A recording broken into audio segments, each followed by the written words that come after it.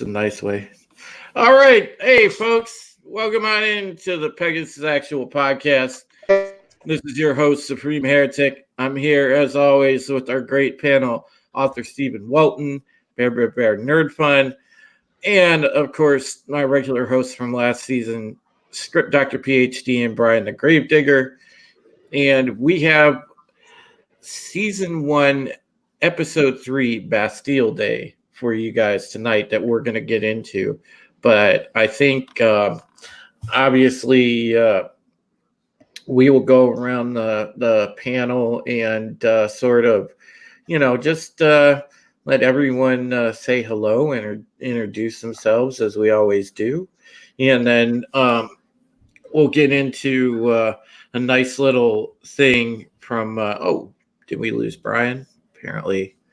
So he'll be back. But yeah, we'll get into a nice little thing from last week as Brian found some interesting info about water via watching the deleted scenes. So we'll get his extra thoughts on water just as soon as he shows up back in the stream. And anyway, we will start off by introducing ourselves. So, of course, I am Drew Taylor from Bounding Into Comics and also owner of this channel. And I bid you good evening. You can read me at Bounding Into Comics anytime and follow me on Twitter at Supreme Heretic. And, of course, we'll go over to author Stephen Walton. Hello. How you doing, everybody? I'm author Stephen Walton. That is the name of my YouTube channel. You can see me on Twitter at Lodonis, Lodonis. I'm a writer of science fiction and a lover of many different franchises over the decades. I'm also the author of The Phantom Menace Volume 1, and I enjoy good science fiction, well-written stories, well-developed characters, and that is why I love Battlestar Galactica, the second iteration from the Sci-Fi Channel, and I am pleased to be here being able to talk about one of my favorite shows with this awesome panel. Yeah, and we're going to, the hope is with this show, guys, we're gonna take this all the way in to right when Peacock launches and the new Battlestar starts, and then obviously we'll get into reviewing the new Battlestar when that becomes a reality. So we'll go over now to Script Doctor, since Bear is indisposed at the moment. And go ahead, take it away, Script Doctor. Well, hello. My name is the Script Doctor. I do analyses and reviews of television shows and movies on my channel, and I am so pleased to be here with this great panel to talk about wonderfully written sci-fi, such as Battlestar Galactica. Yeah, it's nice to be able to go back a little and see how it's done well comparatively to the current times. I just can't get over the fact that so many people have called the last 10 years the golden age of television, and I'm like thinking, really? Because we had some better shows, prior to that. Exactly. All right, Brian, go ahead, take it away. Introduce yourself, sir. Howdy. I'm Brian the Gravedigger. Really excited that we're getting everything up and going as awesome as we have. I mean, it's impressive to watch our curve with this show. It's getting really good. And once again, it's nice to talk about a show that's actually worth talking about. And it doesn't feel like I'm just complaining for 30 minutes. Yeah, hell that, Brian. And of course, we have Bear Nerd Fun, who's back now that he got his water, which is an interesting segue from last week. Someone pushed the live button and couldn't wait for me to get back. Yeah. The thing is, no one's ever up or down, comes around, goes around, tit for tat, and zingers here and there. Razor clams coming at you here and there, and all that. All right. So how is everyone? How do people find you on Twitter, Bear? Oh, Big Bear, I believe. Okay. Big Bear, yeah. Let me get this one picture here I'm looking for, and because for some reason when you're loading the picture, it locks you out of the whole every freaking tab. All right, there we go. Got that. All right, so of course, for those of you that have been watching, last week we reviewed season 1, episode 2, Water, and we kind of had an interesting discussion about what just what it was, at the beginning when the camera keys in on Sharon and her hands are all red, everything. We were wondering if it was anything from blood to rust to what exactly it could be. Well, it seems that our esteemed buddy on the panel, Brian the Gravedigger, he did some digging, no pun intended, and he I'll let the pun ride, man. That's dad joke level. That's all. That's a good pun. That's a good pun. And he found in the deleted scenes that indeed it was rust and that it was referenced at different times in the episode. So, Brian, the floor is yours. Take it away and explain. Oh, gladly. Basically, I didn't even think about it last night until I rewatched the episode about 3 times doing my homework on this current episode, and I was like, wow, I was right. But for those of you who don't know what we're talking about, basically, the beginning of the show starts with a Boomer, or Sharon, whatever you want to call her, in her flight suit, completely soaking wet. And one of the main things that got us talking last week was she was wiping her hands on her flight suit rather furiously. Yep. And you kind of get like a quick shot, or a quick pan, I think it would be, of her hands, but you don't really get that great of a look at it. In the deleted scene, you actually get a full-on 3-second look at her hands, and they're covered in rust and kind of like grime you'd get from working around water tanks. And then, as we all know, she wipes her hands on the towel. Yeah. But she wipes her hands on her towel, and that towel actually comes into play 2 more times in the episode. There's a character that actually gets... I guess there was, and he had 2 other scenes that were involved in water, and it was the adolescent guy from basically Starbucks morning briefing that happens in Bastille Day in this episode, but it's the younger guy that's standing next to her busting flat tops chops about coming in too hot. Yeah. But he the basically he finds the yeah he finds the towel in Sharon's bag when she stashes it and goes to put away the blasting caps. Mm-hmm. He finds it in her locker, so like he picks her locker open or something, and later on Chief, I can't remember his name right now, I'm kind of mentally exhausted, but Chief finds him with this towel, and he kind of gives him the 5th degree about it. And he's like, well, he asked him where he found it. And Boxy tells him, well, I found it here. And he's like, do you know what that is? And he's like, no, I'm not quite sure, but it looks like rust. And Chief tells this kid, basically, well, that doesn't mean anything, right? Basically, it kind of changes the way Chief and Boomer's relationship is kind of looked at. And it definitely makes it look like Chief is covering for Boomer a lot more than what we got in the aired episodes. So it was a nice look. It was a fun little bit of information to find. Go ahead, Stephen. I'm sorry. It was kind of disturbing and very questionable in that episode. The way he was covering for Boomer. So that would add. That would definitely add to it. Add to the context of just how far he was willing to go. Not that we couldn't really extrapolate from it already. That's interesting, Brian. It definitely does raise a lot of eyebrows, and I haven't read the BSG Bible yet, so I'm not sure if they'd already predetermined who the final 5 were or not. But it definitely it gives a lot of leads, and you can jump to a lot of conclusions just watching that. But I don't know if that's just hindsight, because I've already seen the end, so it's kind of interesting.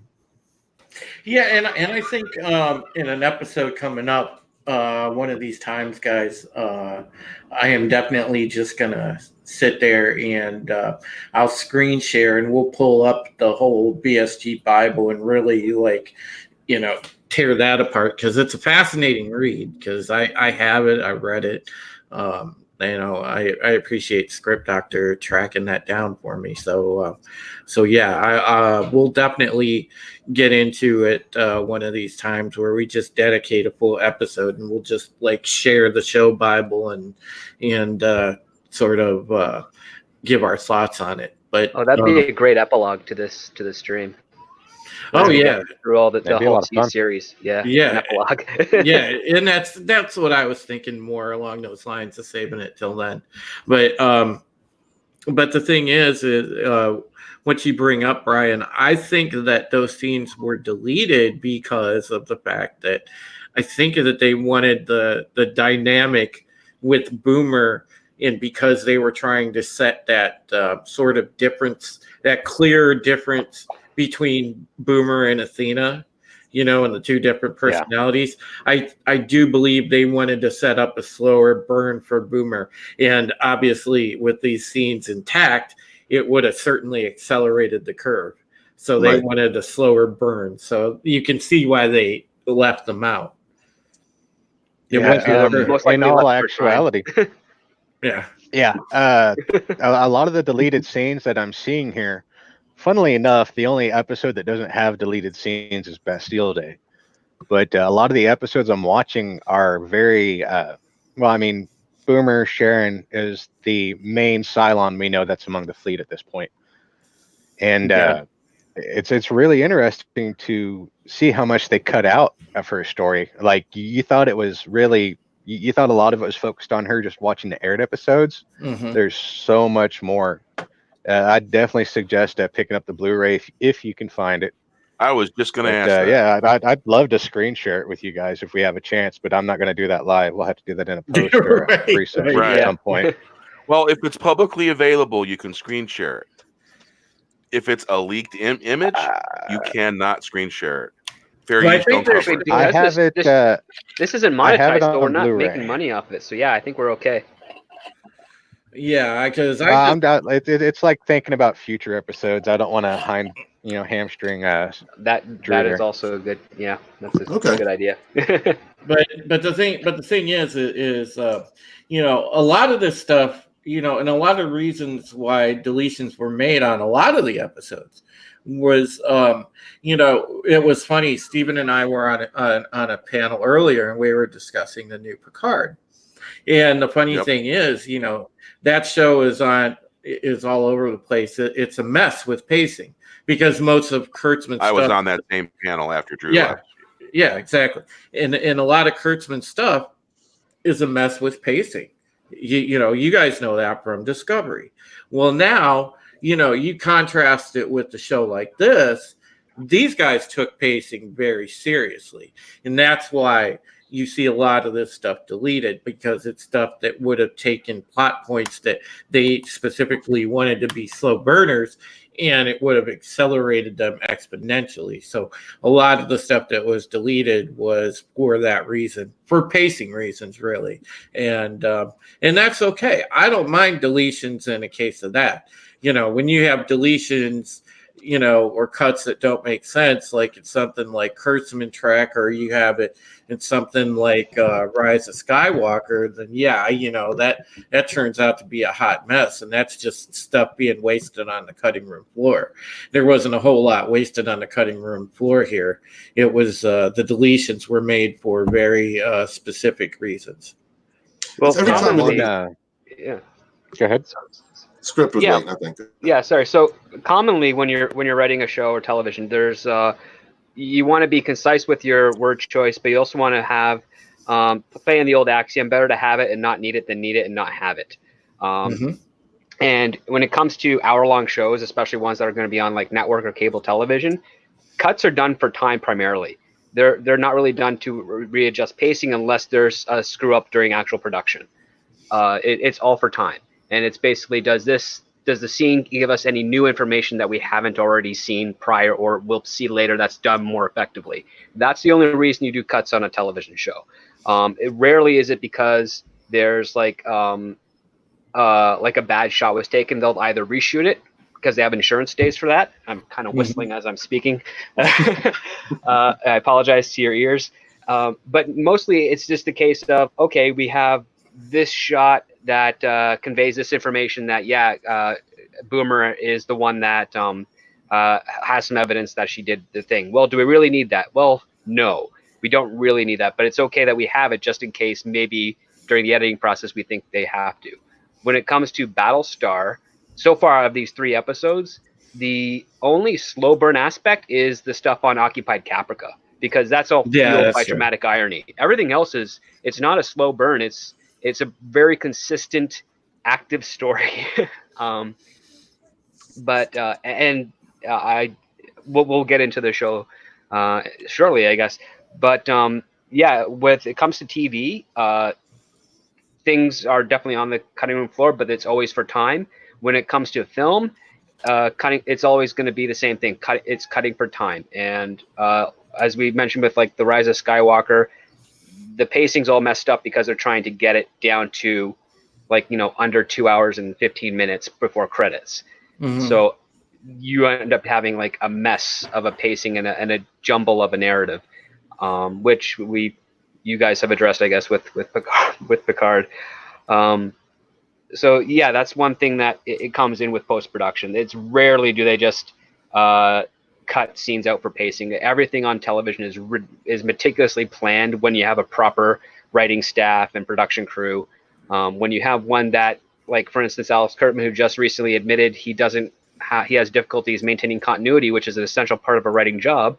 You're going to have problems, and you're going to have things where pacing issues, and you're going to have a lot of important stuff tossed aside just to get across like a specific story beat that will connect to the next scene just because you need it to connect to the next scene. You don't have a more creative way of doing it. So yeah, it's a weird weird. I have no words to describe how weird it is. I think microcosm would be a very good description of it. It is, because it's comparative to all other television shows out there. It's super rare that you have issues like what we see on CBS All Access and Secret Hideout and Bad Reboot and all those things. Yeah, for a second there, I thought I was going to get bounced out because my Wi-Fi was switching from my phone's Wi-Fi to the router Wi-Fi. And I was just like, okay, I see spinny wheels. Yeah, I know. I'm getting that too, yeah. I saw you spinning there, man. I thought I thought I was going to get bumped out. I thought Tommy was somehow had his guinea pig wheel out somewhere or something. Oh, no, I'm part of the Guinea Pig Alliance, so I'm not worried about that. My toes are safe. Although your guys' toes, I'm not so sure about. All right. Tommy's one of my mods. I'm sure I'm all right. Yeah. So, all righty. So we all watched season 1, episode 3, Bastille Day, and we're gonna get into our initial thoughts now. Just a quick overview what we thought generally the episode first, and then we'll start to get in and break it down act by act. But let's get into first off, what my thoughts were of it. I thought Bastille Day was pretty good. It was it really was a nice showcase for Apollo to take a step in his character development. I thought this was a very good Lee episode. It was also obviously at the time when this came out, man, BSG fans were over the moon because we saw Richard Hatch come onto the show as Tom Zarek. And, we got introduced to the Tom Zarek character and, everything else. And Richard Hatch, God, his work was so good, so underrated of an actor. And he really had a good performance in this episode too.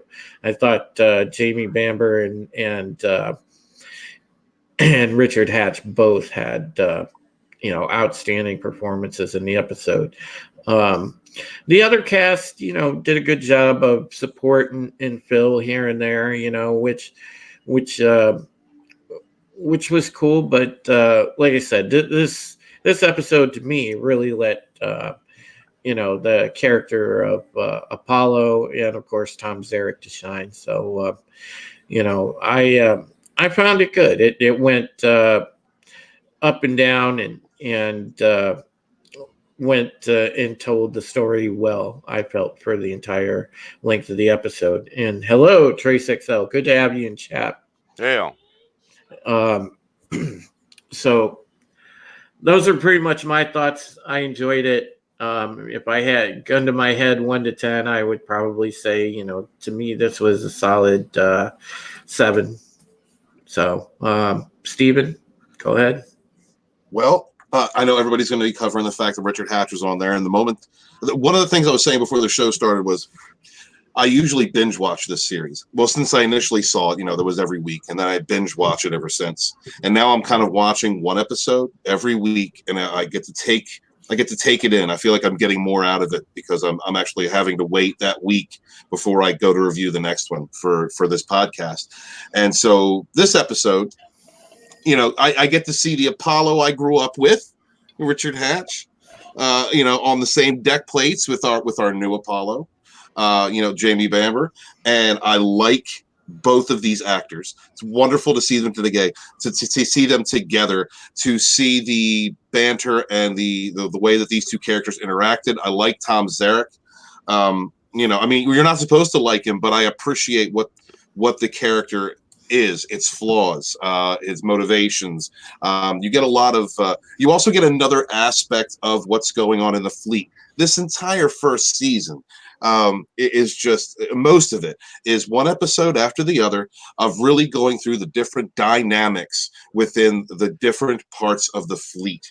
How it is affecting people in different groups, and different casts, if you will, different starships. And so seeing that scene was great. There was a lot of things in that most of the episode was on the prison ship, and so you had great you had great scenes. A little bit with Callie. There was a very important, we'll get into later, with Callie, where something was going to happen to her, and you really get to understand how fierce this cute little creature is, this little woman is, but she's pretty damn fierce when it comes to protecting herself. A little bit more of Candace McClure's character, a little bit more of Billy, and I like that. I really like they kind of continue the arc with Saul, and you get to see more interaction between him and Starbuck. I love Katie Sackhoff, and from beginning to end, they kind of open it with Saul drinking, going for the drink, counting his drinks, and then it goes further from that, and they kind of tie that up at the end. They reference it at the end. It's well written. Every time I get new information about this series, like what Brian just told us about the edits and the cuts and the way Script Doctor explains eloquently how these types of shows are put together. I just realized the level of care that is put into the characters, the development of the show, and I end up loving it more. A lot of good scenes with Mary McConnell, Laura Roslin, but really this is a Lee Adama episode. If I had to say, this is a Jamie Bamber episode, because that character is constantly evolving, and you kind of don't know what to expect from him from episode to episode. His character is constantly evolving. So really, this is an excellent episode. This is a 9 for me. Yeah, I thought that I agree with you 100%, Stephen. Apollo really shined in it. So Bear, what were your initial impressions, thoughts? I think that the Tom Zarek character that the original Apollo played made the episode. Okay. I think that it showed how integral a character that he can play, and I think that basically it was very brainy, very thought out. He was obviously shown to be a leader and a thinker, and he could think his way out of situations. And he's got 1,000 men that are following him. So that's something. And they pretty much they're holding the cards because they need them to risk their lives and mine that water, because the water's too salty, but the ice is what they need. And shit, man, salt is also something needed, so they're getting salt as well. They just don't really talk about that too much. I mean, it's a given. We all need salt to survive. And so they want these men to risk their lives to go harvest this ice. You know, harsh conditions, planet's barely livable, you know. It's a moon. Right. It's actually not a planet, it's a moon. Yeah. And so, you know, those prisoners, they're holding the cards for sure. Yeah, and you know, one of the good things about season 1 is I like how different events, like them, you know, finding you know, that little ice ball, whatever, at the end of episode 2 kind of segued into a new set of issues for episode 3.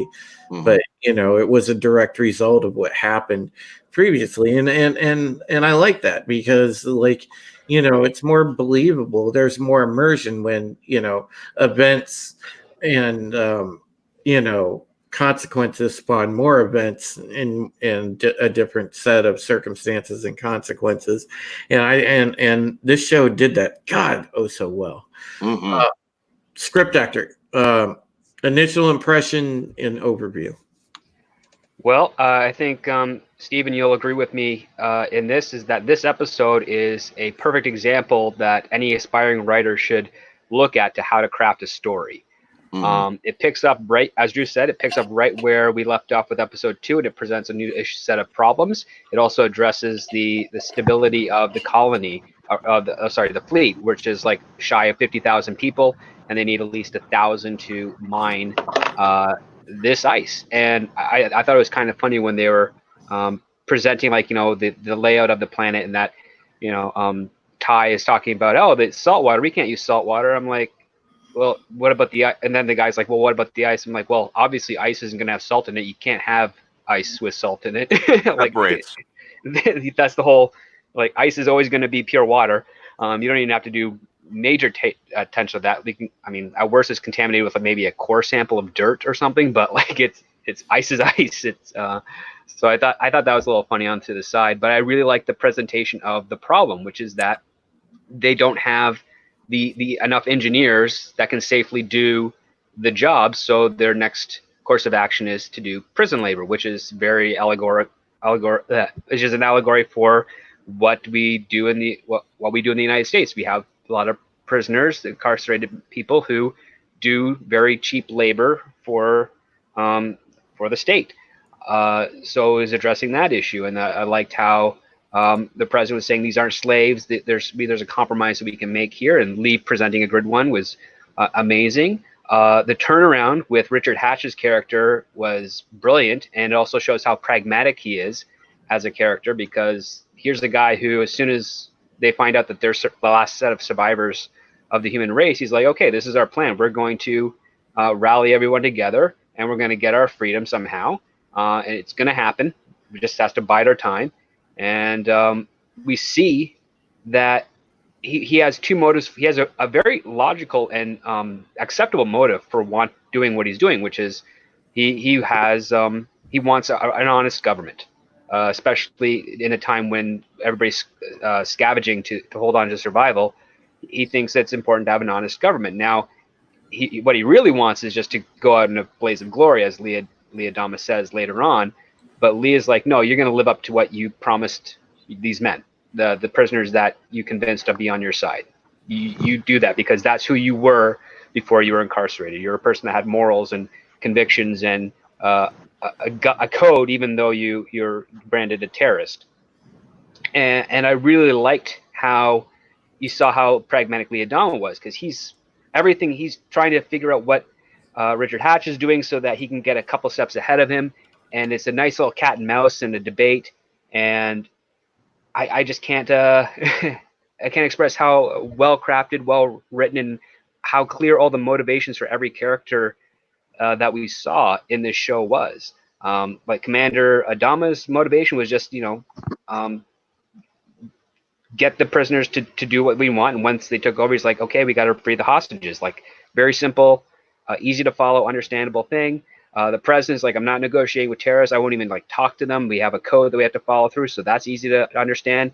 And Lee is caught in the middle. And the result is that he picks his own side, which is to the code he swore. Like, he's not picking the president's side. He's not picking his dad's side. He's like, no, I am the middle ground here. This is what I'm going to do.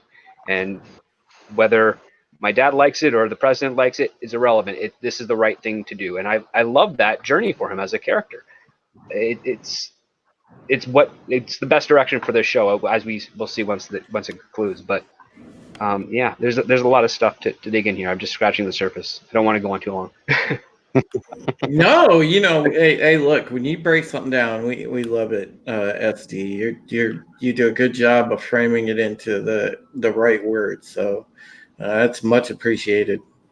I like the chemistry between Apollo and Tom Zarek. Yes. Yeah. Yeah, Because they're the same person. that's very Yeah. it's very underrated in this episode. We're sort of introduced to that dynamic there because it does come into play later on, and we're not going to get into it obviously now, but that's going to be an interesting dynamic between those two characters that comes into play a few times later on, actually. Tom Zarek is very persuasive. Oh, he is. Yeah. He was what I would call a type A personality. Yeah. He's like that. He's definitely in control, but he's like the quiet alpha. And he's also, I don't know what you guys consider type A personalities, but it's along the lines of very high thinker, has an alpha type attitude, and is very, very, very smart. I'd say a type A personality could adapt to most situations and be in control of themselves and then contribute to those around them. Your typical beta person would be more like a parasite, I guess. Yeah. A leecher, a hanger-on, yeah. A Clingers. Yep. Stage 4 clinger. Yep. Yeah. Don't I didn't even know we went past don't stage need 3. no clingers, Yeah. And don't get me wrong, they have their purpose and they're always good for emotional support, but I like the give and take that comes when you have a lot of people that express different perspectives and thoughts. I was in the Midnight's Edge chat after dark yesterday, and I had a great debate with another guy about lore with Darth Vader, and he knew his stuff really well, had some great arguments, not all I agreed with, but very cogent, and we had an awesome debate in there, and no name calling, no obstruction, isms or phobes thrown about, and yeah, we parted on really good terms. I hope to actually catch him again for another. See, that's good. And that's something I think that the entire fandom community should be about. We should be able to have those discussions in a civil way and bring intelligent points of view that can actually be debated, so people can look at different things. Because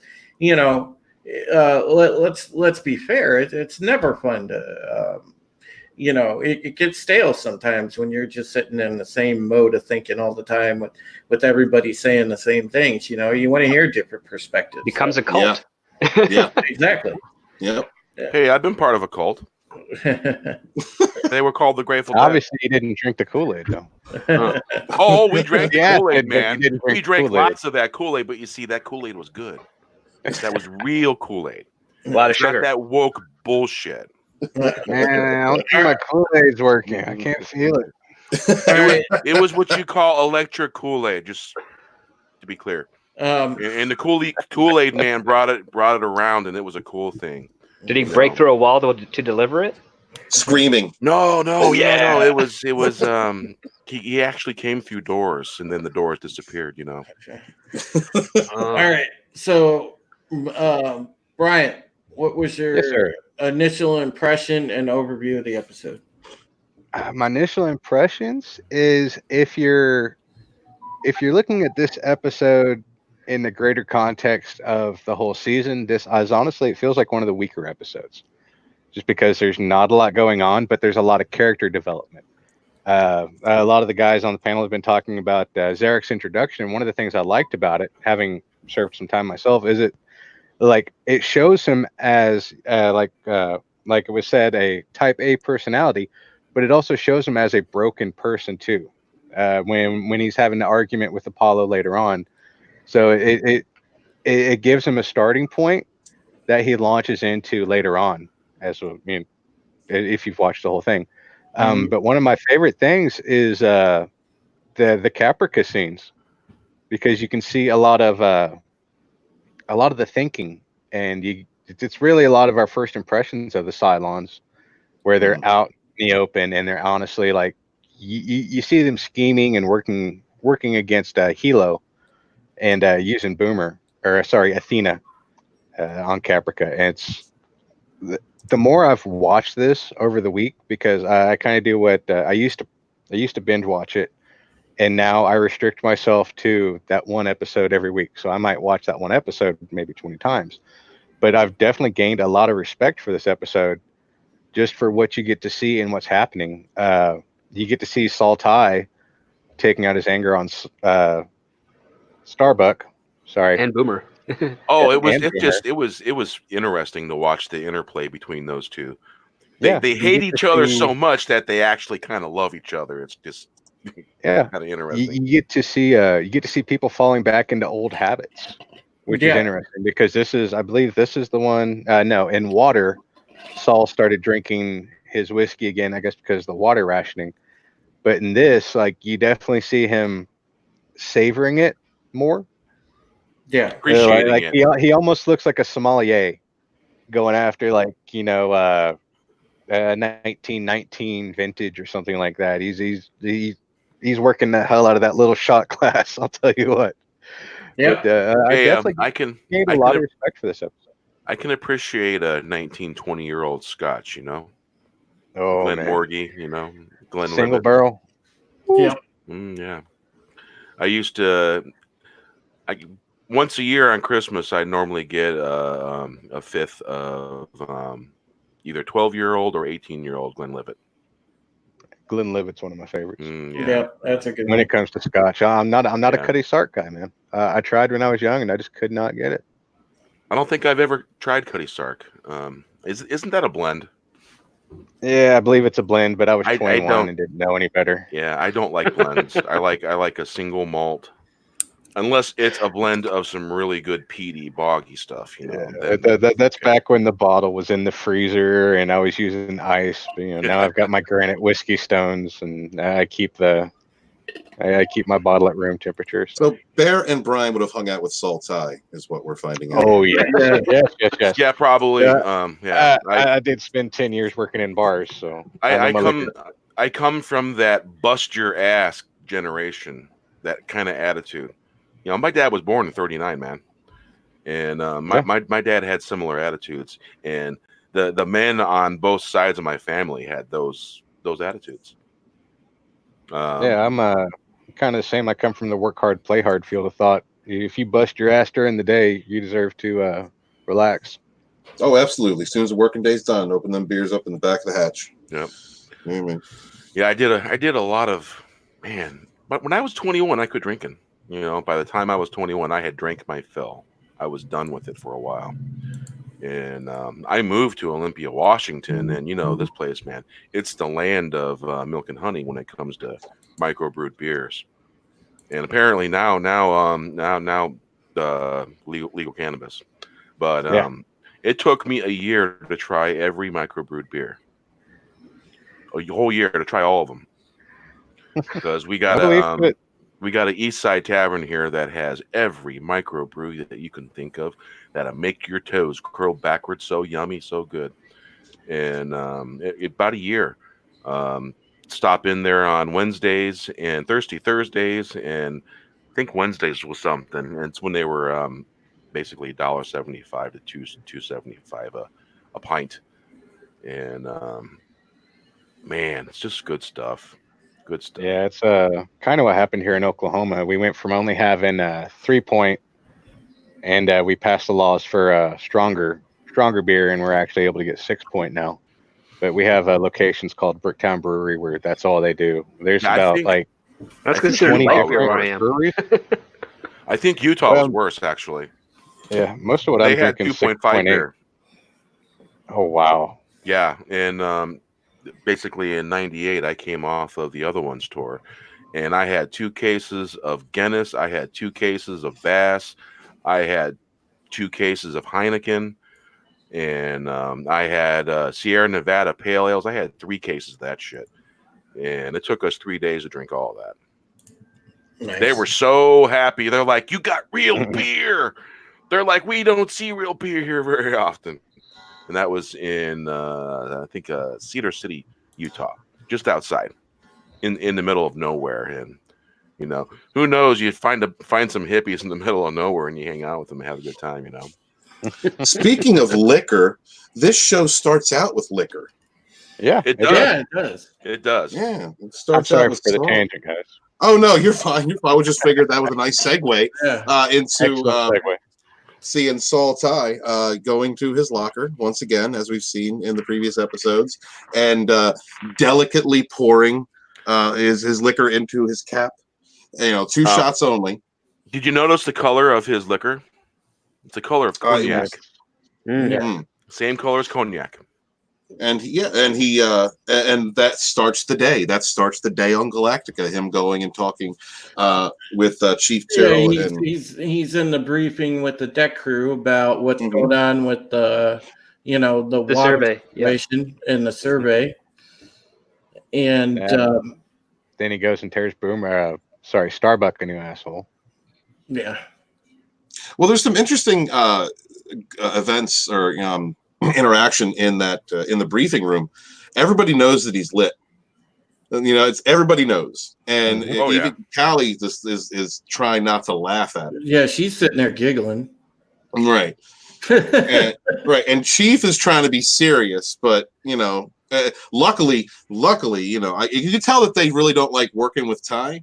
But luckily he's buzzed, so He's they're a hard getting ass. away with right. So they're getting away with a little bit, but it's still frustrating to work with him because now he's buzzed, he's drinking. I think pretty much everybody in the crew knows that he has a drinking problem, so that brings up other issues. I mean, when you have to worry about your command having an addiction, that's unsettling for people under that command.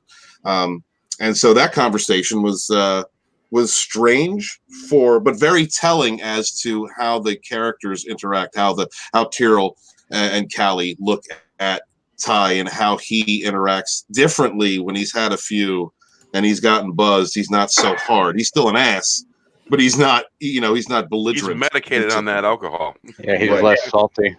He's got a little bit of a sense of humor when he's got a buzz going on. A bit more He definitely flexible. has he definitely has more of a cocky air to him, and you can Yeah, definitely see the facial expressions change, but his frown is less pronounced. Right. I got the episode playing on mute right now as we do this. The way I can Me too. catch anything. And on pause. And so the thing is, like after that, they sort of go into the they go into that thing. Ty mentions, well, where the hell are you gonna get 1,000 men for them to mine those the ice to break it down into water. And so then it cuts over. We see Apollo and his dad discussing how to do it. And Apollo says, there's this prison ship, the Astral Queen. They have prisoners, And then, pretty soon, of course, the president is joined in with this briefing, and they're discussing the option to go over to the Astral Queen and talk to them.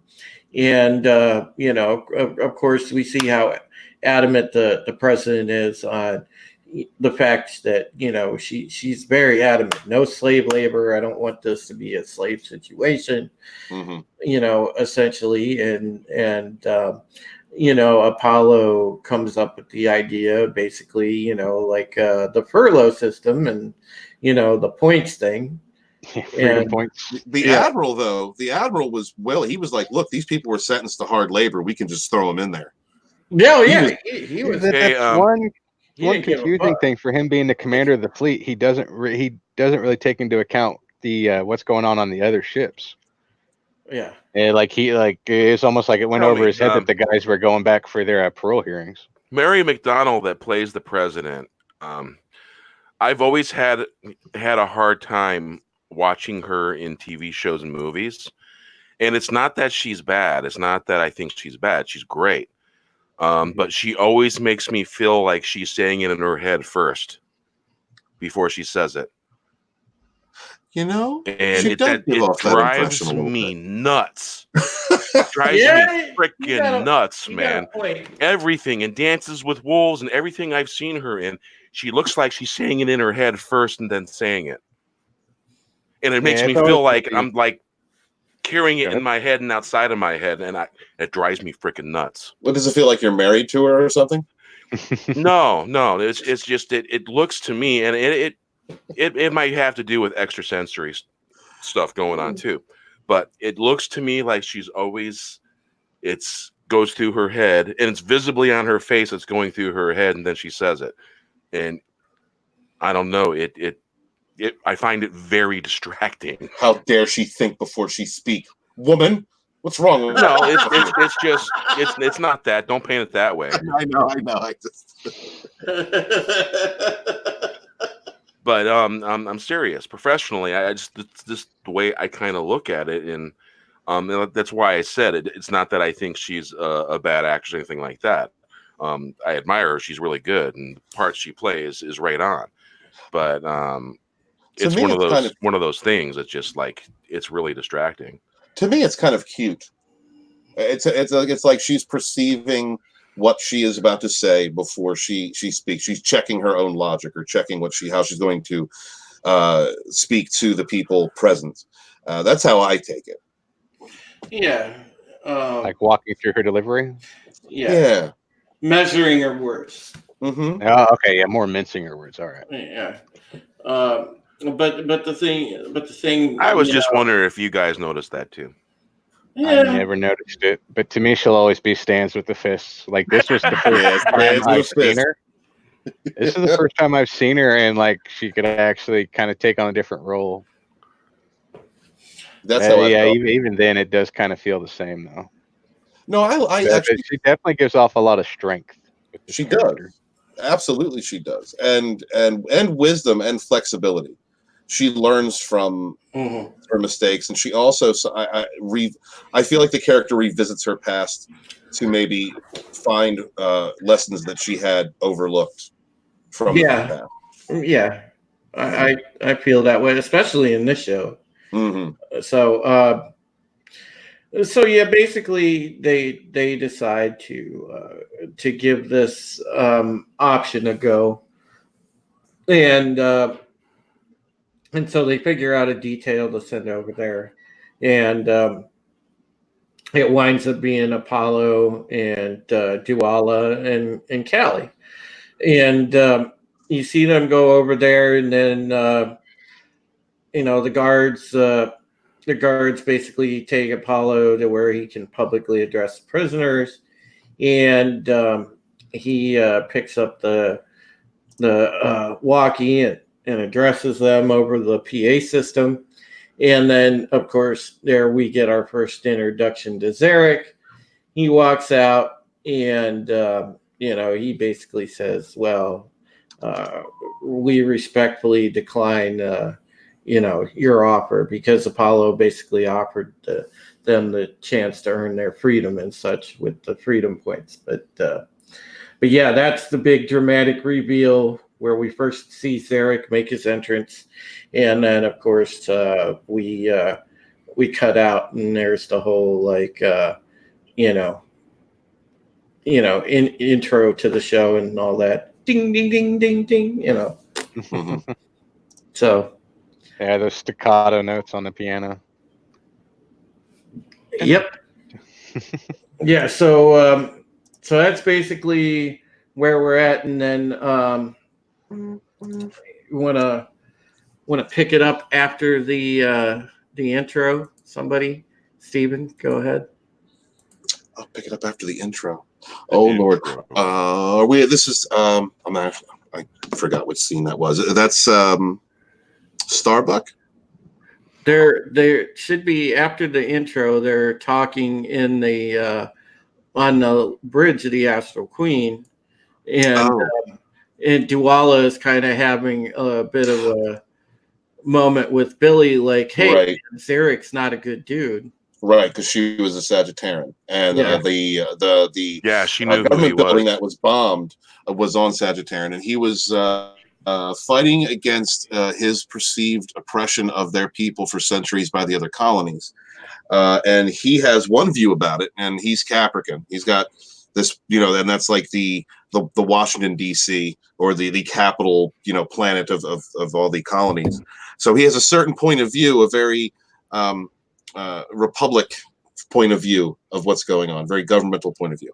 And she lived there. She lived through it. She probably dealt with the stigma of this tragedy, this terrorism happening on her planet, and dealing with the social discourse that came with it, the people that were pro and anti Zarek. So to her, it's a very touchy issue.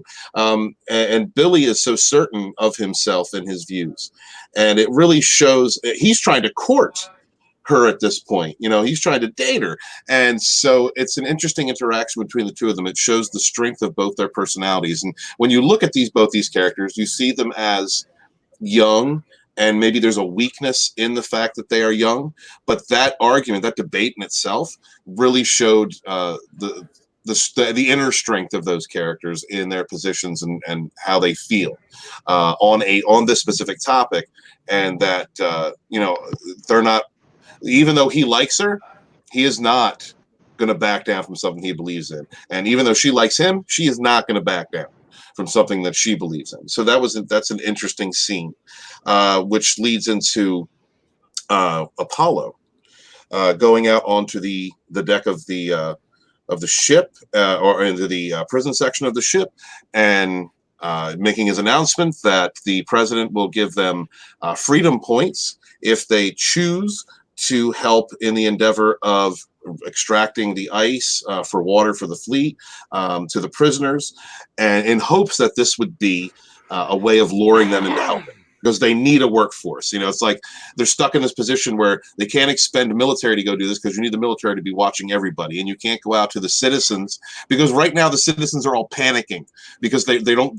There's a water shortage. Everybody, and they've been getting chased by these murderers who just committed genocide on all their planets and have been crammed in ships for weeks now, and so you can't really go out to the public and ask. So they depend on these prisoners to do this job, and that's when they open. He orders the doors open and says, "If you're willing to do this, please step out." And not a single one does, except Richard Hatch, who comes out. And in that moment, like we had said earlier, that was just that's a wonderful moment to see him a part of the show. There he is, and he says, on behalf of everyone, we decline.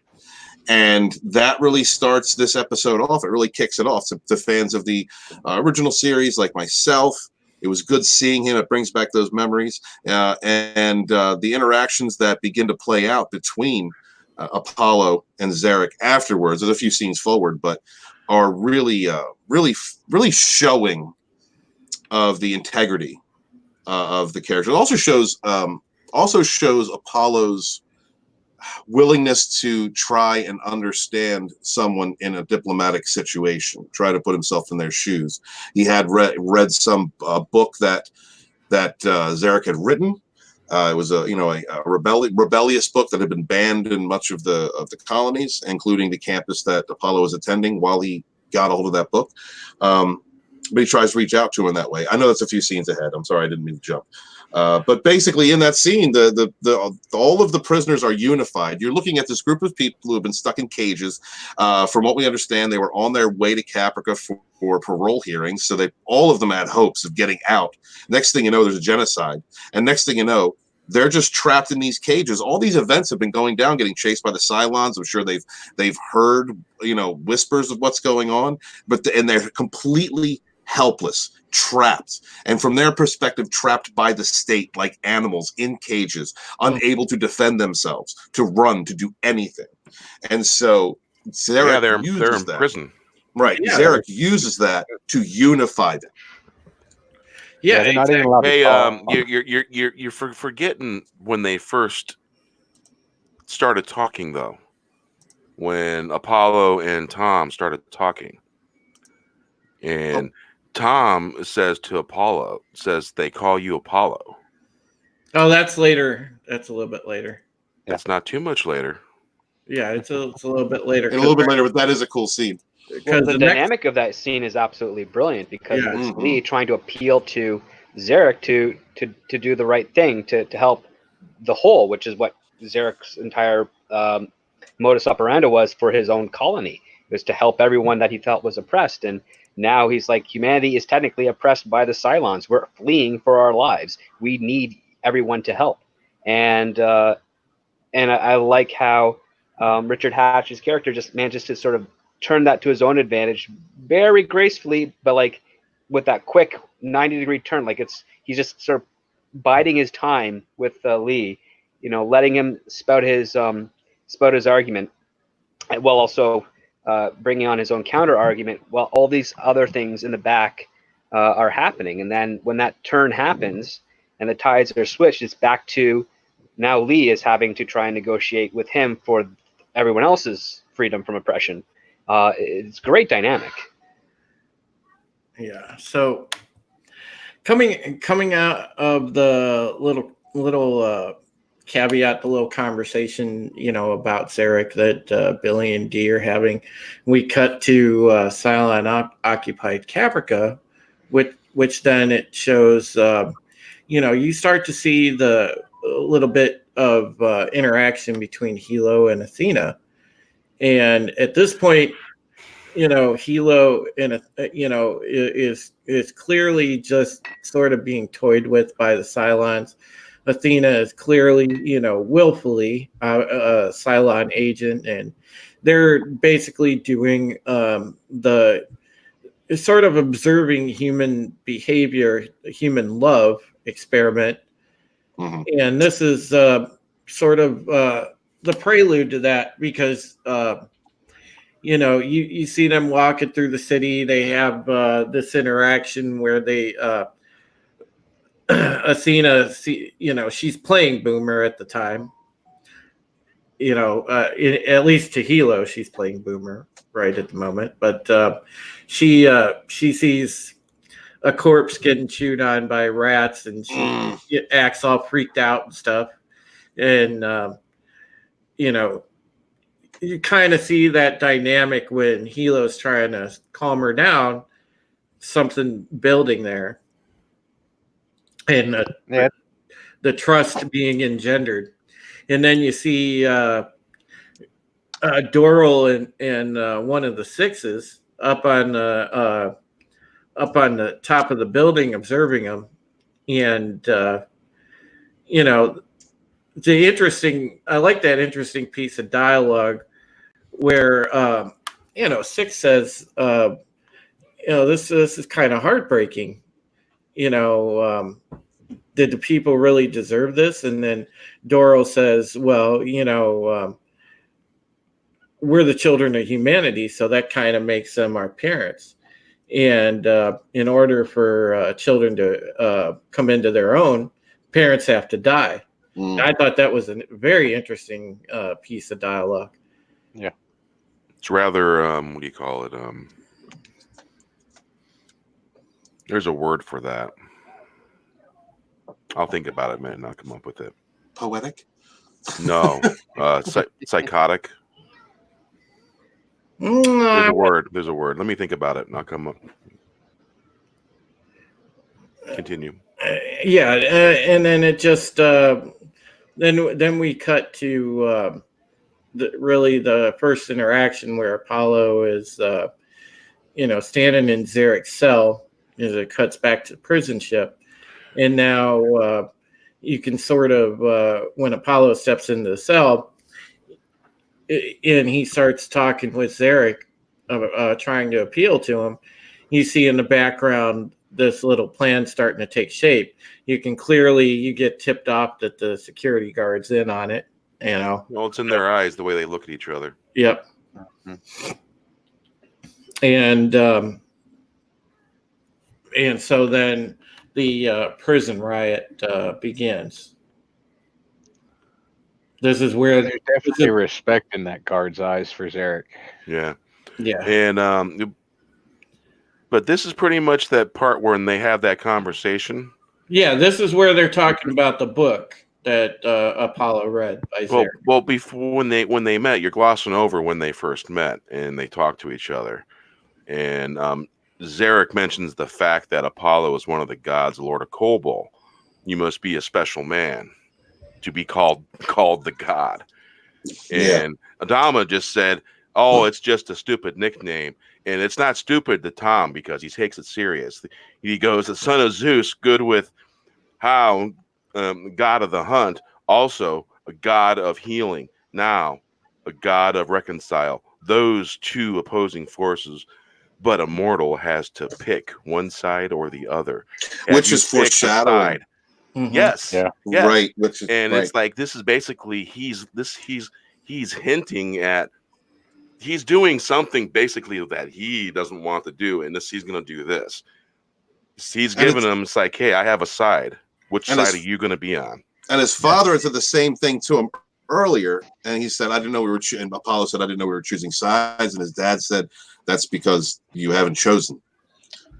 Yep. So yeah. So at this point, the prisoners take over the ship, and and we're kind of Apollo fights off a good number of them, and then Rather violently. Then he gets his ass beat royally. Yeah. He tried though. Oh yeah, he took down about 4 dudes. He got him good. Well, he had to. That's his oath. I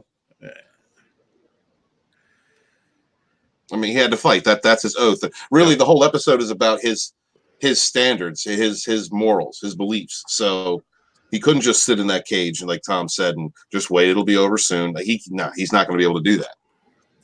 Yeah. Yeah. I didn't even think about that before. I'm glad you pointed that out. What's up? About Apollo, where it's starting to show more depth in him. Like he's not just. I mean, he'd already previously pushed back against his father by working with Rosalind in the miniseries. Right. Mm-hmm. And it's definitely interesting to think about that. See, like Apollo's growth and how he's actually starting to, like he's definitely showing off his good ethics and stuff like that. Yeah. Well, it's already opinions. It's like you said, Brian. There's already a sore point of contention because last episode she basically said, hey, you're my advisor, and and so. there's that little issue too. Well, they push him into the middle, and he has to reconcile with that, which is awesome.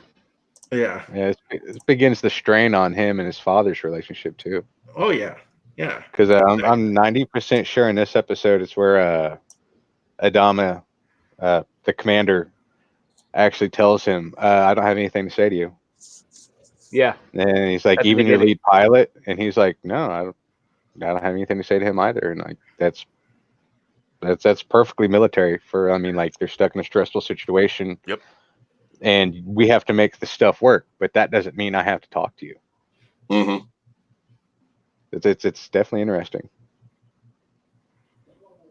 Well, there's always that wall between those two characters. Like it's a wall that goes up and comes down, and like they're trying to find how to be father and son.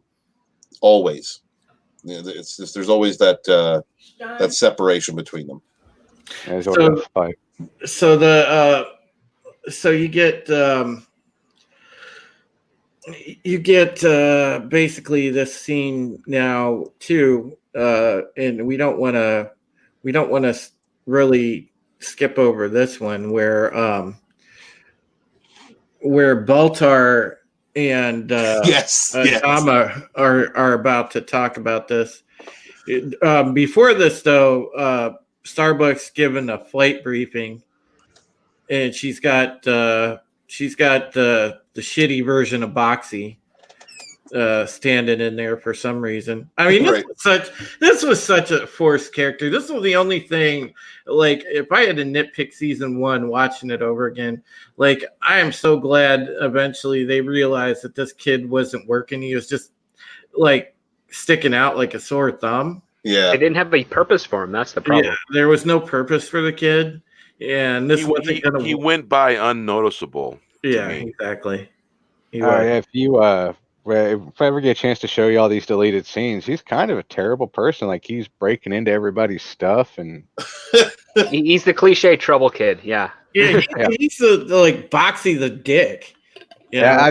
One thing I thought was really cool was that he knew more about what was going on the ship than the executive officer XO did. He knew exactly where Chief and Boomer at. Yeah. He was able to tell him where he was at. Yep. And cocky enough there's to more say. interactions that happen with him too. Like, like Chief knows him and all these other people. It would definitely be fun to show you all that stuff. And so then, you get the little interaction where Ty bitches are out, and then we cut back to the prison ship, and here's Zarek and Apollo having that conversation that Bear alluded to. Yep. Although I do gotta say, it was an interesting conversation between, because in that briefing it was Ty, it was Starbuck, I believe Chief was there too. No, it was just No, he was in the next scene. She was given Yeah, it was the next scene, but it was the same room, and it's like it didn't feel like there was much of a scene change when they switched. She basically stood there and was saying, one of you is coming in too hot. And then she called the pilot out, called him an incel, and said, if you do it again, I'm going to break your masturbation hand. Like, Starbuck knows how to talk to these people.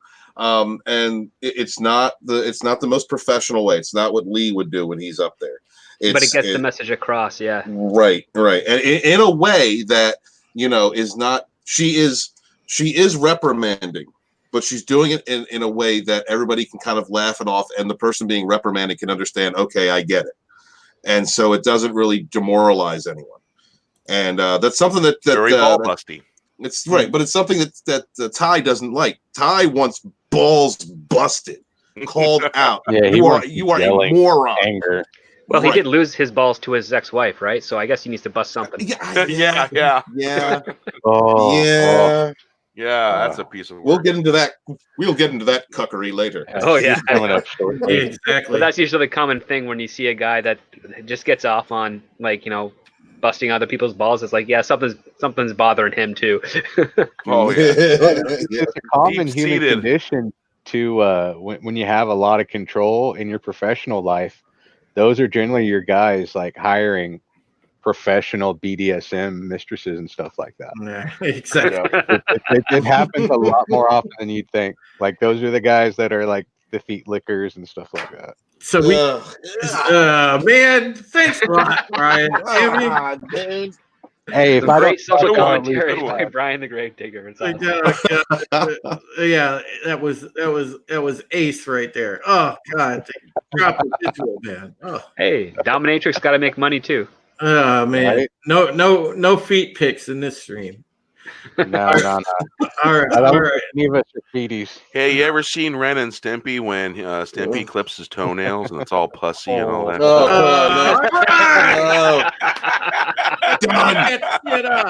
Gotcha.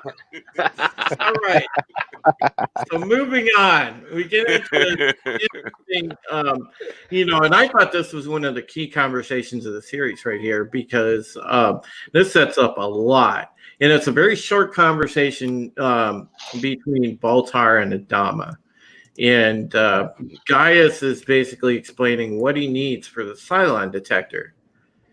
And there's some foreshadowing in this too, because it breaks down that he needs a nuclear warhead. Well, I think and- you're skipping over the coolest part of that, which is how he is honest about how he doesn't really know how to do it until Six tells him. Yeah, Right. Like the fact that he was coming clean was great, because it was like steps towards him sort of becoming ready to be punished for his sins. If anything, he's like admitting, I can't do this. I'm not the best person for this. And then the situation being Adama saying, well, you're all we've got, so you got to come up with something. And so now Baltar ends up taking the information that Six gives him and then using it not only to the advantage of, I guess, the Cylons, but also to what Adamo needs from him. Well, Six is also very forceful in that moment. If you guys Yeah. still catch the still Eyes frame, change. like when she says "throw you out an airlock," like she knows that frightens him, and she must have had contacts in or something. Like they did something. There was some kind of a dude. Yeah, her something eyes. under her Gives face. her like 5 Oh, pupils. She looked evil. Like he was scared. He's like, Well, I need hey, to go ahead. Did you One of notice the that kinda she could reach interesting- into his head and cause him pain? Yeah. Yeah. And relieve it, but that's later. Oh yeah, yeah. But the pain part, and when she was doing it, it looked like she enjoyed it. I'm telling you, man, something went into Baltar when that spine glowed red. Yeah, he got injected. Yeah. He was the one penetrated. Oh yeah, Yeah. the scene where that was a nice scene. I liked that scene. That was interesting. She's got a good It's figure. a lot of fun to see how she coerces him and gives him the words and the knowledge on how to create this device. And like what I believe her final line is, "You figure out the rest." And he takes about 2 or 3 beats, and then he's like, "Oh crap, I understand now." Yeah. And he's able to accurately tell the commander what and why and how he'll do it. Something carbon nanotubes. And Matrix. plutonium. Yeah. I liked his line. Just- yeah. Well, more. I need what's inside of the warhead.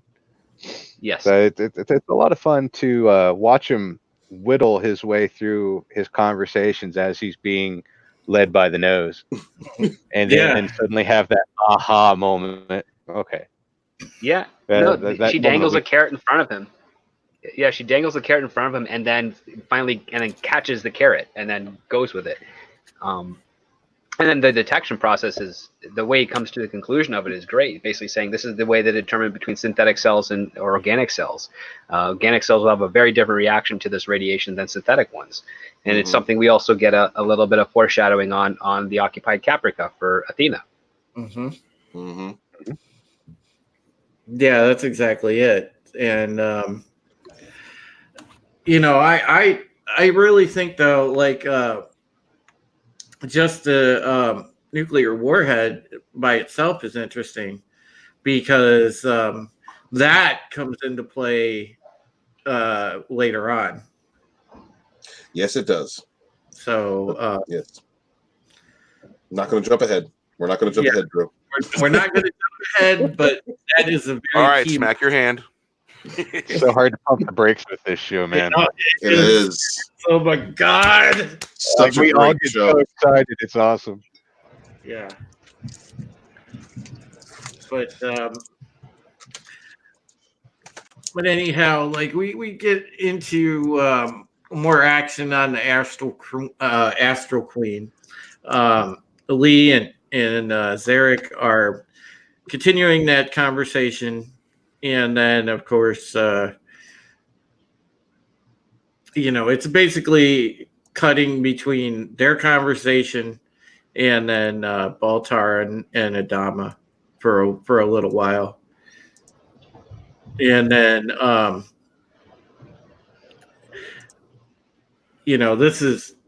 this is where it comes into play about I think the interplay is shortly here where Bear was talking about the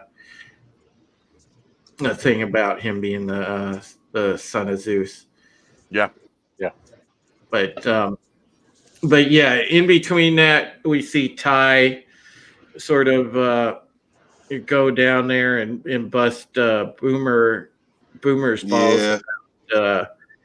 fraternizing with the chief. But if you guys caught the thing, she's still paranoid about the G4 detonators or whatever, and so he's trying to calm her down about it, and Ty walks in on that, like right. And then right. And then tells Tyrell he's got a jet. And then says, "I know about you." To her. She's like freaking out. Yeah.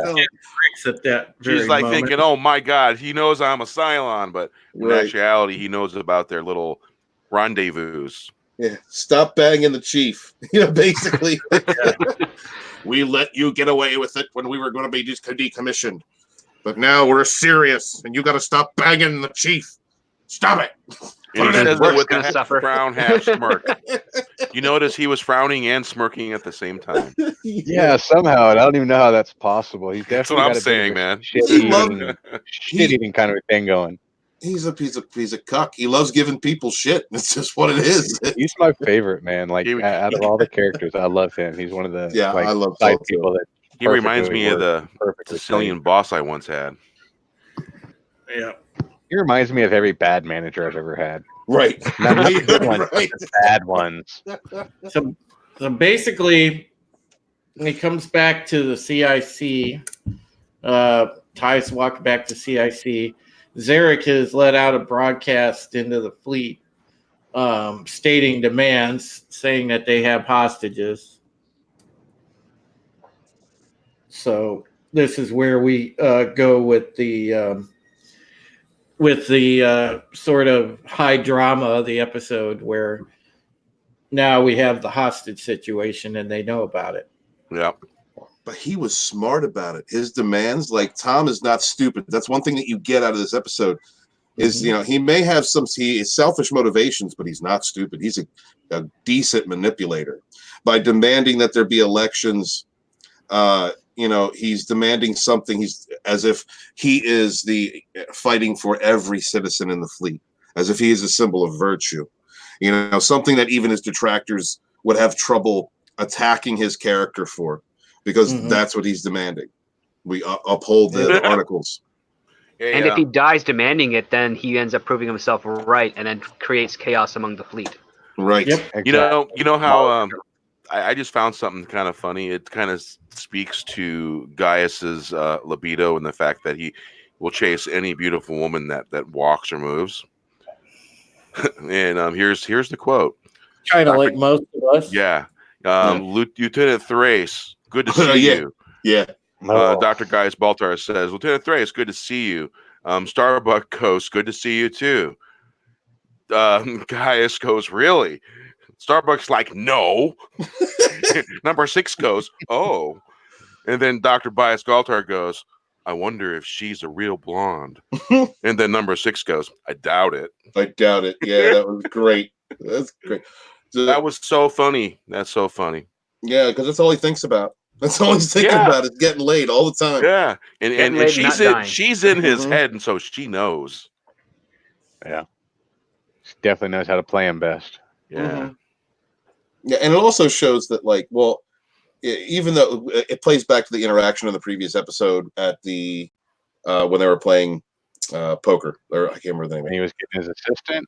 Poker. Yeah, when they were playing poker, and then he won. He kind of faked her out, let her think she'd won, and then won himself, and that interaction between the two. We had spoken about it last week, where she recognized that she had been outsmarted, respected it enough not to react, not to overreact or to play into it and just let it happen. So, him hitting on her, and then that just gave her the chance to go, no, I don't want that ass, because she knows she can read people too. She's not stupid. I think that's one of the character's natural talents. So, that was her way of hitting him in the gut. And it also plays into how she's acting. Because Starbuck's like wildfire, man. You never know what she's going to be from 1 minute to the next, one scene to the next. You never know what thrace you're going to get. But that kind of plays into the following scene where she's talking down to her subordinate in the manner of, I'll break your masturbation hand if you don't stop being bad. So, it's just a well-woven end. Like this, again, this series, each episode as a whole, well-written, well-threaded, as far as the tone of the characters moving from one scene to the next, and one episode to the next. So that's the point I was trying to make. Good point. Yeah. Thank you. Yeah. Someone had to say it. So we got to move to Adama and Rosalind are having a conversation about how to approach the situation. She says they're not going to negotiate with terrorists. Adama is making the point, of like, well, at least we got to keep them talking, and she's like, no, there's not going to be any discussion whatsoever. And so Adama's like, all right, I'll let you know what happens. And then now he's having a briefing with Starbuck and Ty, and they're going about a breach plan to get their people back. And so basically, in the situation, they weren't going to let Kara go at first, and then by the end of the little after she lays out the plan, she changes their mind and she said, "Look, with all due respect, I'm the best shot in or out of the cockpit." Yeah, you need a sniper. To which Ty says, "I hate to admit it, but she's right." Exactly. Mm-hmm. And so then they basically greenlight her mission at that point, and so they have it set. I also. Well, go ahead. No, go ahead. One of the funniest things about her "I'm the best sniper you got" or "I'm the best shot you got" line is she gets later on she uses a friggin' laser. They're like, I don't know how many of y'all actually Laser pointer, yeah. I don't know how many of y'all actually like guns or into guns. You don't use a laser unless you're kind of doing close quarter stuff. That's what a laser's for, because you're not scoping. It's a shoot react kind of a thing. So like you would never in your life use a laser. So to me, that's like the one kind of. It's a dead giveaway of your target, especially in long range. Oh yeah, it gave Apollo the I can't find my. The means to word. interfere. It gave him his cue to save Zarek, which is really weird. Perhaps that's what the pointer was for. Maybe because Apollo was. She wanted to take him out the whole time. Yeah, she wanted. If you're a sniper, you'd never use a laser. Yeah, okay. She wanted to take the shot. Yeah, that's like just tactics 101. You're not going to give away your position if you're sniping. Well, then that was purely for the plot, because that's what saves Zarek's life. Yeah. Definitely plot mechanism. I mean, there's also another way you could have done it without the laser, which is, every guy in their cell would have maybe a small little mirror so that they could either, wash up or what have you in their prison. Granted, they could probably also break it, I guess, to make a shift, but. You could have just a reflective surface where he's at that angle where you can see Kara still pointing the gun at him from a distance. Yeah, and then pull it off. That's what I'm thinking. Is like a lens glint. We also we missed something I think that's kind of important as far as character development. Okay. While they were in the cells, there was one of Zarek's friends, and he was messing with Callie. Yeah. He wanted the her. seal with Callie, and then ordered her out with a gun, and was gonna R-word her, assault her, and took her away. Which is why Starbuck and the rest of the squad hurried up to get into position, and why Zarek got Zarek and Apollo out of the bridge, was because of the screaming that they heard from him after he tried to assault her. She bit his ear off. And then he shot her in the gut. On him. Right. And that's a fierce girl. That scene to me shows how defensive Callie is. Like she's not going to take it. She ain't going to literally lay down and take it. She will bite your damn ear off and take a gunshot and die if she has to before she's used like that. And I thought that was. On top of that, she used her teeth. She used a sharp weapon as opposed to trying to beat up a guy twice her size. Like she used what's to her advantage, and that's when you actually really get on board with characters, is when, because Callie's a tiny girl, right? And, tiny person, and she did what she, and she did what she could. She thought with her head as opposed to thinking with her fists, because she knew she couldn't do anything physically in like a fisticuffs manner. So she's like, well, where do you hurt a guy that can overpower you? Well, first you pull a Mike Tyson, right? You go for the ear, or you go for something that can cause a lot of pain and also discombobulate, because that's the other part. When you get hurt in the ears, you get a little dizzy and lose balance. So like she shows a lot of smarts from her and conviction about what she's willing to do in order to not make it easy for him. Yeah, it's a lot of. That's one thing I wish we would have been able to see. Is like I said, there's no deleted scenes for this one, but I would like to see if he shot her and she bit his ear off, or he was going to, R word, and she bit his ear off and then he shot her. Like, I would have liked to have seen what came first, but I definitely give her a lot of credit. Was it the scream first and then the shot, if I recall? Yeah. So that would suggest that he got bit first and then he shot her after they showed the scene where they breached in, they hear her scream, which then the shot came. Yeah, man. So that would mean that she bit him first, then he shot. First scream, right? Or is it? Yeah, she bit him first, and then the shot came. Yeah, she wasn't taking it, and that for me, that I found that impactful to the development of the character. Like the script doctor said, she did what she could, and she did it. That was a smart move, because he's not going to get, if anything, even if she didn't get shot, he's not going to get an erection with that kind of damage done. There's no way. Now, one thing I wanted to point out really quickly for everybody out there that is like, tech nerds that like ships and everything like that. I thought this episode was really cool in kind of expanding the Raptors' capabilities and things like that.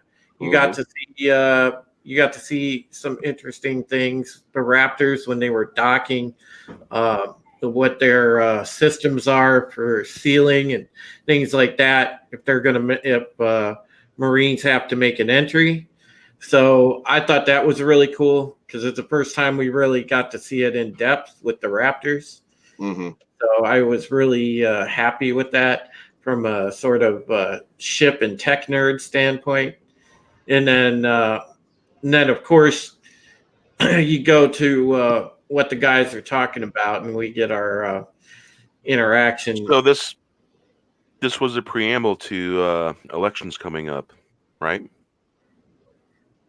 Yeah, this also introduced what again foreshadowed later in the thing, right? That it's going to be elections, because there was a significant scene with Rosalind and Adama. Oh, at the end, yeah. Yeah. That was a great scene. Yeah, he basically reminded her that she's actually a substitute, if you will. Yes. And then tasked to run for election of that. Basically, he'd give her his vote. And then again, foreshadowing, Daddy turns to him and says, "You sound like a lawyer." Yeah. Yep.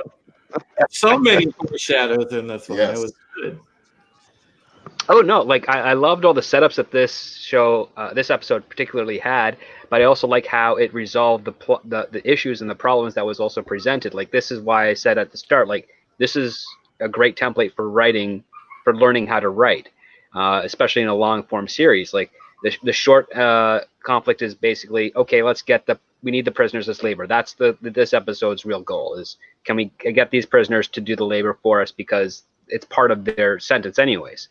And then we deter from that by having the essentially the prisoners unionized and negotiating terms, which ends up also having a longer term effect on what's on the position of the fleet on the political side of things. So it just opens up all these other doors while still solving the problem of that. Yes, now these prisoners at the end of this journey will help save the fleet, because it's going to get everybody what they want. And that's kind of what you want to do in an episode, especially also in a movie. You want to make sure that it can still kind of stand on its own with a central plot and have the potential to have the audience ask, oh, that's so cool, what could happen next? Because you don't want to have an audience say, what just happened? Like, what did I just watch?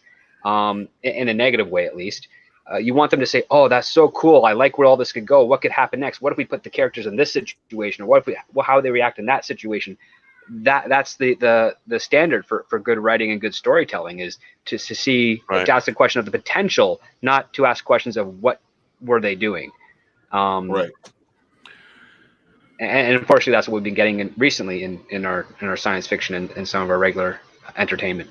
So yes. Did you catch the conversation between 6 and 5? Oh, where they're talking about the children of the species that parents have to die. Yeah, we covered that. Yeah, that was well, that's the end of this. Happens at the end of the show on Caprica, because it's categorized. Everything's in order that I'm looking at, and this is the last thing I remember about watching this episode. And I've watched it like maybe 3 times this week so far. And, no, that was earlier in the beginning, because they were. That was when I was talking about that Athena, well, playing Boomer at the time, was walking with Hilo. They had the interaction, the rats, and then they had that exchange about being the children of the humanity and what would happen. There was another scene that came after this one where, and it mirrors the Baltar, something we left out of the Baltar Admiral scene, where he pours water for Gaius. Yeah, that's all they have, you know, and it's precious. And then they go through this conversation, and after they go through the conversation, and he says he needs the nuclear weapon, and it satisfies the Admiral enough, when Gaius leaves. He pours the water back in the thermos as if it had been the conversation wasn't even worth the drink. Like he has I think that's symbolism that he just has no faith. There was no reason to pour the drink. That he has no faith in Gaius. And then at the end, you have Kara coming in to kind of make up with Ty, because Ty said something nice, like she is the best shot in or out of the cockpit. And so she goes to pour out of a flask, and it's only water. And Ty's like, damn it. He's disappointed because he thinks it's liquor. And I think that was the point. She was messing with him, but she was busting his balls earlier for falling off the wagon again. Right. So, and that calls back to that. And so when they're having the drink together, she says, I know that I have my issues. And then he says, well, the difference is, yours are professional. Just insults her. Like, she came in there with an olive branch, and he whacked her with it. But she gets salty, as she should, and she just leaves. She just turns and leaves. But then he finishes the drink and does that grouchy smile that you brought up earlier, Brian. That was his way of saying thank you, was giving her shit and insulting her. Yeah. Love. Well, we also missed an interesting beat, the climax of the story, which was with Callie's shot. She's in the cell. There's that guy hanging over. Apollo and Zarek are having a little bit of a contentious conversation outside the cell as they're watching what's unfolding, and Zarek's like, he kind of loses it and said, "Oh, you turned him into a monster," blah blah blah. You deserve this. You You're made the us one who deserves monsters. it." And then, you know, the guy is about to, raises the gun. He's about to waste Callie. So Apollo like knee strikes behind, or not knee strikes, but sort of elbow strikes the big dude, the guard that's standing behind him, and takes his weapon, and he shoots the guy threatening Callie. And then so he has a gun now, and then he turns around. He's got it pointed at Zarek, and that's basically when Apollo and Zarek are staring down each other, and Apollo lays out the terms like, it's my way or the highway now, bitch. But he's giving in. He's capitulating to a point because he agrees that there need to be elections. But Starbucks up there, and she's hoping he gets out of the way because she wants to shoot him. Mm-hmm. And and Apollo's standing in her shot, and then of course you get the whole exchange where Zarek tells him to stand down, and then of course they get their people out of there. But then Kara's got the plot laser pointer. We call it the plot laser pointer. Yeah, right. That's what it is. And The plotter pointer. And so then Lee pulls him out of the way, saves his life, and then there we're at. And of course, Kara's pissed because she wanted to just wax him, but. Well, the brilliance of this is the dramatic irony and tension of that moment, because at that point, like it's pretty much flat out given to us through Lee Adama, is that either way, if Richard Hatch's character dies, he wins with regards to what he wants overall, which is instability among the fleet. And Lee's like, well, no, your first point, your sort of faux pseudo plan is actually a good one, and you should stick to that. And I'm holding you to that. And as long as you're alive, you have to stick to that plan because that's your platform there. And if he ends up dying, then not only does it'll throw the fleet in chaos, exactly to what Lee is trying to avoid here. So you have that dramatic tension where Kara does not know what's going on, other than the fact that she's sent there to take him out. And so during that entire point, obviously there's a lot going on that you can easily be just drawn into one aspect or another. But upon the rewatch that we've all done, you realize like, oh yeah, if she just gets that one shot, everything that that everybody's gone through in this episode is for nothing. Like it's all hanging on that, on him on Richard Hatch still being alive. And I wish he were today. May he rest in peace, that good man. Yeah. But it's all resting on him being alive for what he's done, because remember, he sent that speech out to the whole fleet. Yep. And they're already on edge with water riots, so they're listening to that. And the president's right. Like she's saying, like, you don't underestimate the power of upset and scared people. Like, because the Dom is like, no, they shouldn't be taking it seriously, but she's like, no, they might be. Like we don't know 100% what's going on here, but it's better to bet on them taking it in the worst case possible, as opposed to assuming they're going to all be logically and rationally dismissive of this terrorist's argument. And so that basically scene at the end is great. Did you guys know that basically Callie was meant to be killed off? Originally. Yeah, they were going to kill her off, and they kept her on for a little while. But there's a reason why she was picked, because they reminded Ronald D. Moore and David Icke of Shelley Duvall. It reminded her of a young Shelley Duvall. That's why she was picked. Yeah. She turned out to be so good that when they were launching this series, they started talking about having ways to involve her in and bring her character in. And yeah.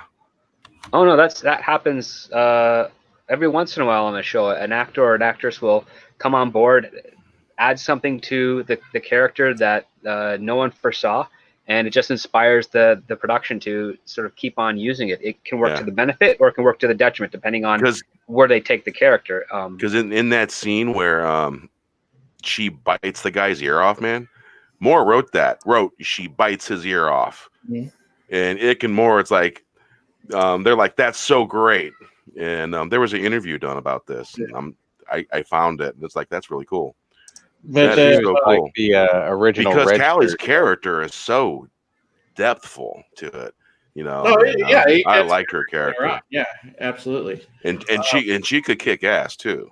This was Yeah. a show where a lot of the supporting characters got really satisfying parts, and you don't see that much in other shows. So this was a unique show in that regard. All right, we're kind of closing in on the last 15, 20 minutes of our podcast here. So we're kind of going to finish wrapping the episode up. So we cut towards the Colonial One, and obviously Apollo's there to give a briefing. And the dynamic I like when he's in a briefing, and I know, Stephen, you touched on this earlier about, Adama saying to Apollo, "You sound like a lawyer," and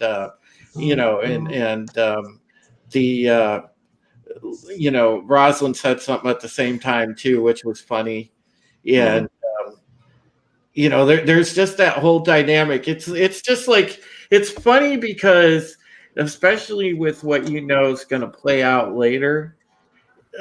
Just the whole like mom, dad, and son dynamic right there. Yeah. Like he's standing in there, basically, son that feels righteous about something, and he's gonna, go through it, that come hell or come high water, and his parents are pissed. Mm-hmm. So I like that. I liked that whole dynamic, that whole little debrief in Colonial One with Adama, Apollo, and Rosalind is priceless. I really like that conversation at the end. It's definitely one of the interactions with Apollo that definitely made me start to take more of an interest in him during my first viewing of Battlestar. Was his rant where he's like, where he's telling him, "You're not the president and you're not the commander, and none of this is worth a damn if we don't actually go by the follow the rules set forth." And definitely love this scene. It was one of my previous. Well, the funny thing is like, I like that one part where she goes, he's your son. All he's got is he's your advisor. That was a great little thing right there. I like that highlight. I feel. Yeah. What's are we going to the closing scene? Yeah, so we get to the thing between Starbuck and Ty with the water and her giving the olive branch. We cut to that scene, and then of course, Ty, being the asshole, has to say, point out that she's a professional screw up. Right. And then of course we've got the chief and the deck gang wishing Callie well as she's in the infirmary.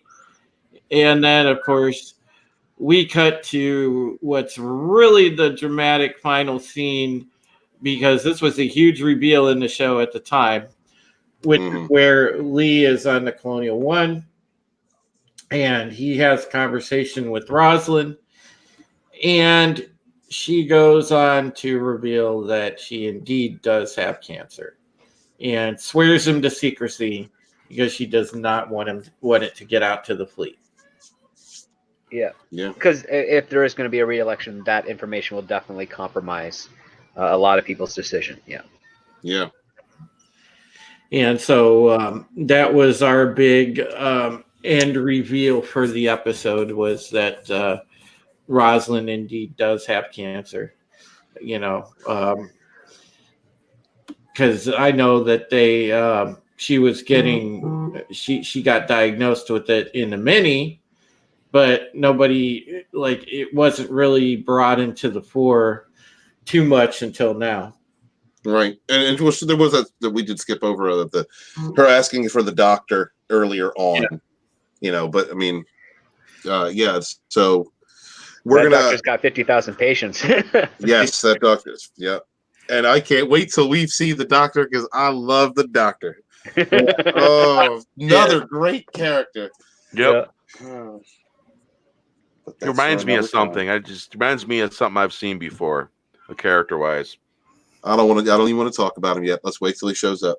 Yep. He's one of the from beginning to end, one of the best. Yep. But yeah, very like I said at the beginning, I give this one a 9 because the character development is great. The foreshadowing of so many different events that are going to happen, not just in this season, but in following seasons, is written into this episode. It shows that there was a plan for this series from the beginning, just like the last 2 episodes showed us that there was a plan from the beginning. This is, as Script Doctor said, this is how you write. This is how you write a good story, and and then we get to see, of course, the late Richard Hatch, and him, being on the show was great. Just having him there, excellent actor.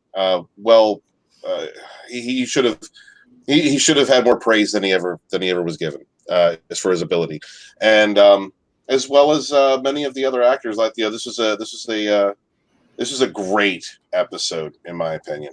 Yeah. A lot of people shined here, and we're going to continue the momentum next week because next week we will have season 1, episode 4, Act of Contrition, which is one of my favorite episodes, and it's a very Starbucks centric episode, and I can't wait for that one.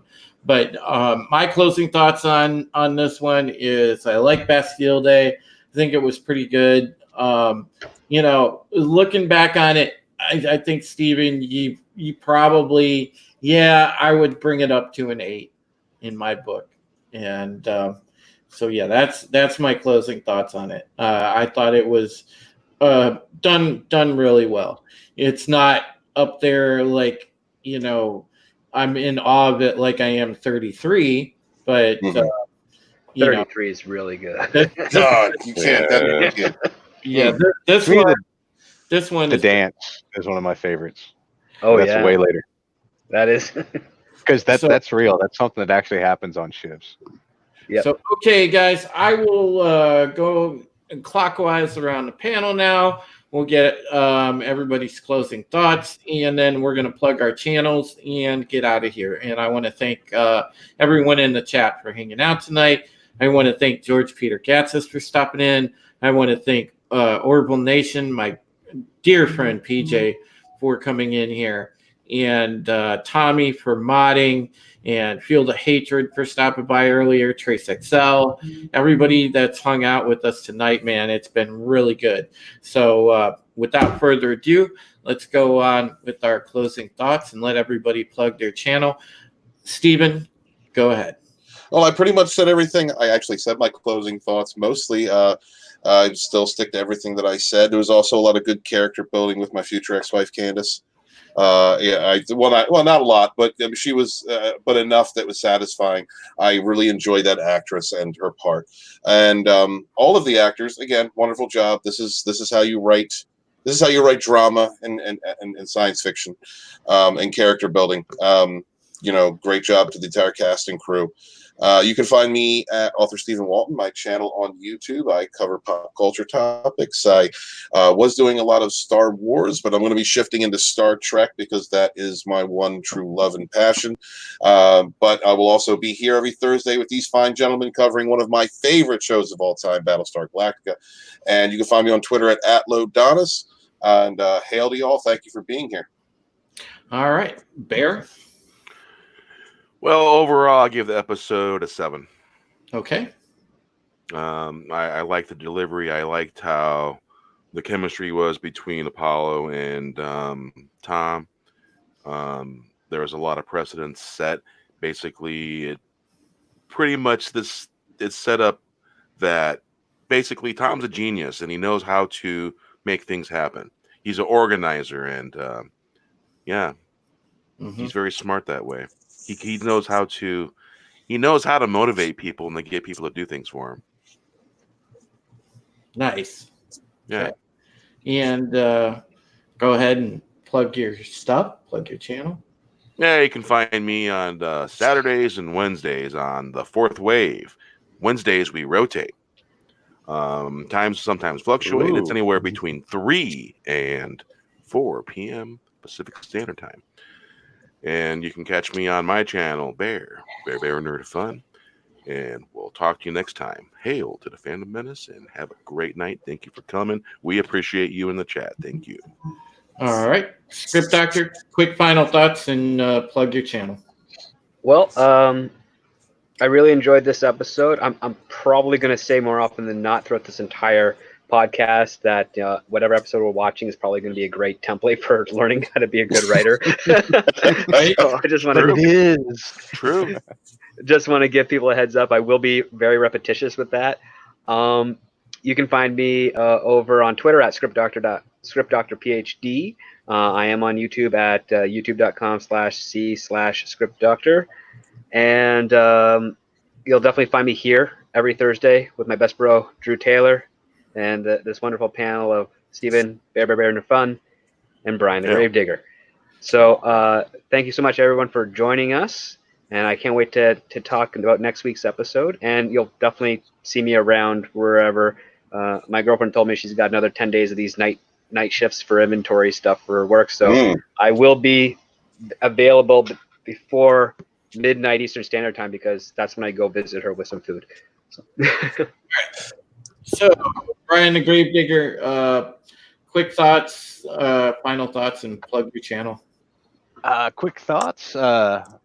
In a series like this that is an absolute 10, like I said, initially I didn't give this episode as much credit as it deserves. So for me, initially going back and rewatching it, it was a 5. But after breaking it down and chewing it over about 20 times, it's an 8 in my opinion.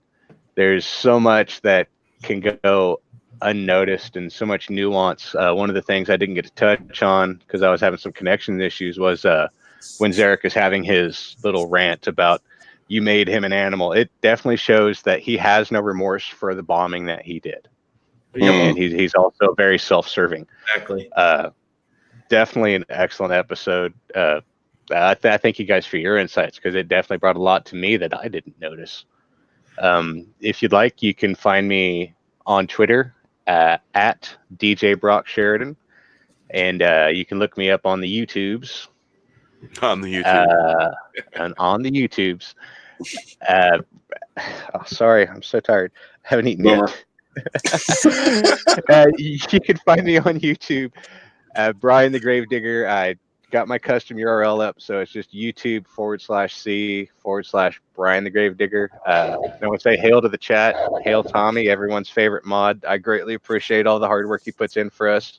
Hail. And I want to say hail to the panel because you guys are an excellent group to do this with. Yep. Something interesting. And of course, again, you guys could read me. I am Drew Taylor, Bonding into Comics. And of course, you can catch me on this channel when I do this podcast every Thursday. And I usually tweet out if I do something else that has to do with the live stream or I make a video or something along those lines. So I'll always keep everyone apprised. And you can follow me on Twitter at Supreme Heretic. So thank you for watching. Have a great night. We look forward to seeing you next Thursday for Act of Contrition. And until then, you guys be great to each other. So say we all. So say we all. So say we all. Tickle that like button. Smash it even if you got